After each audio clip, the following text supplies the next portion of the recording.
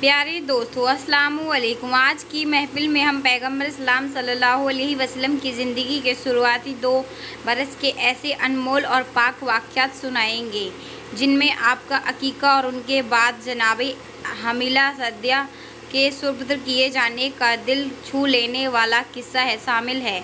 कहानी की शुरुआत उस वक्त से होती है जब एक यहूदी आलिम जो इल्म और पहचान में मशहूर था, मक्का आया। जब उसे ये खबर मिली कि हज़रत अब्दुल मुत्तलिब के घर एक पोते की पैदाइश हुई है तो वो बेचैनी से कांपता हुआ उनके पास पहुंचा और अर्ज़ किया, मैं बस एक बार उस बच्चे की ज़ियारत करना चाहता हूं। जनाब अब्दुल मुत्तलिब ने उसकी इस बेचैनी को देखते हुए पैगम्बर इस्लाम को एक नरम गरम गहरे में उठाकर लाया। जैसे ही यहूदी आलिम की नज़र उस मासूम और रोशन चेहरे वाले बच्चे पर पड़ी, वो बेख्तियार चीख पड़ा, यही वह बच्चा है, यही अल्लाह का आखिरी रसूल है। और इसी के आमद के साथ बनी इसराइल में नबूवत की सिलसिला ख़त्म हो गया।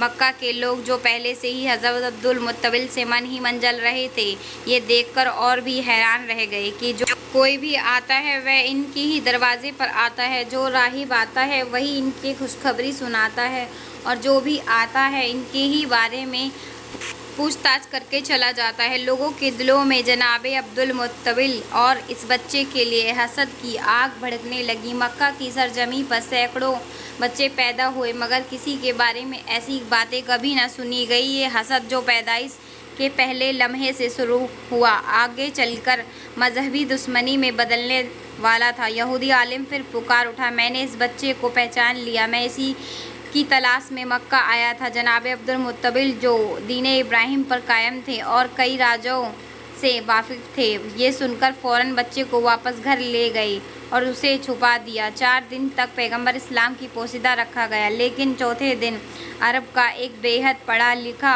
और मक्का में इज़्ज़त मकाम रखने वाला शख्स, जिनका नाम सबाद इब्ने कारिब था।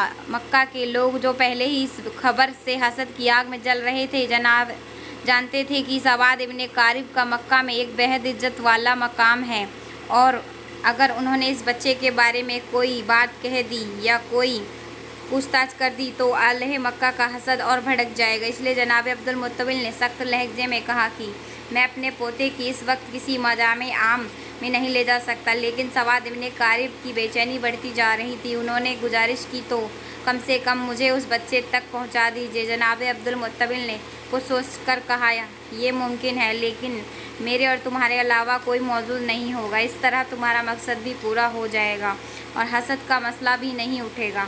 चुनांचे वो उन्हें साथ लेकर जनाबे अमीना मकाम में दाखिल हुए। जैसे ही गहरे के अंदर करीब पहुँचे और बच्चे को कपड़ा हटाया तो एक अजीबो गरीब नूर पूरे कमरे में फैल गया। सबाद इब्ने कारिब जो पढ़े लिखे और आलिम वाले शख्स थे, समझ गए कि ये वही अलामत है जिसकी खबर किताबों में है। आखिरी जमाने का इशारा वो ये बेख्तियार झुक गए और उस बच्चे के कदमों में बोसा दिया।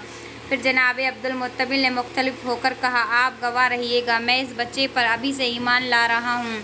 मुझे मालूम है कि मैं उस वक्त तक ज़िंदा नहीं रहूँगा जब ये बच्चा ऐलान रिसालत करेगा, मगर मैं आज ही गवाही देता हूँ कि ये अल्लाह का आखिरी रसूल है।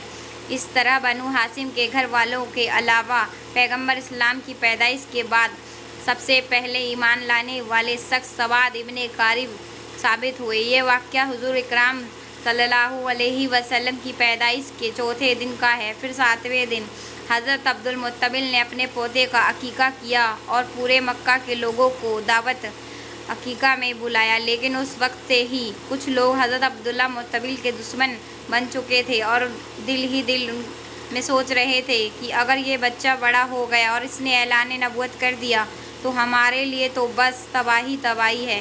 इन हालात मेरा एक करीब मसहलत यही थी कि पैगम्बर इस्लाम को कुछ अरसा मक्का सरजमी से ओझल रखा गया, ताकि अगर उनके दुश्मन तलाश में यहाँ तक पहुँचे भी तो नाकाम होकर वापस लौट जाएं।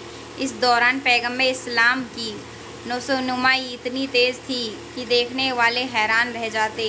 रिवायत की आप 2 महीने की उम्र में बैठने लगे, 9 महीने में दौड़ने लगे, 15 माह में ताजगी करने लगे, 22 साल की उम्र नौजवानों की कुश्ती लड़कर उन्हें शिकस्त देने लगे।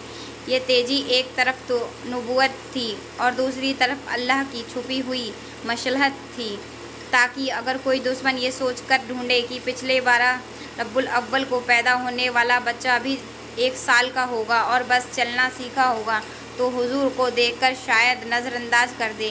اس کے ساتھ عجیب و غریب واقعات بھی پیش آتے رہے۔ نہ جناب آمنہ کو کوئی تکلیف ہوتی، نہ جناب حلیمہ اور نہ ہی دادا حضرت عبدالمطلب کو۔ جب بھی دل کرتا ہم انہیں نہلائیں اور ان کے گر میں تیل ڈالیں تو دیکھتے کہ کوئی ان سے پہلے ہی انہیں نہلا دھلا کر کنگھی کر کے چلا گیا، اور بچے سو کر اٹھتے تو دیکھتے آنکھوں میں میل ہوتا، مگر یہ جب نیند سے اٹھتے تو چہرہ بالکل تر و تازہ اور ہماسا بہاسا ہوتا۔ جب بھی ہم نے چاہا کہ ان کا لباس بدلیں تو پتہ چلتا کہ انہیں پہلے ہی نیا لباس پہنا دیا گیا ہے۔ یہاں تک کہ کھانے کے معاملے میں بھی جس گھر میں گئے وہاں پیغمبر اسلام کی وجہ سے رزق میں برکت ہو جاتی، لیکن حضور نے کبھی اس کھانے سے حصہ نہیں لیا جو بھی ان کی پرورش کر رہا تھا۔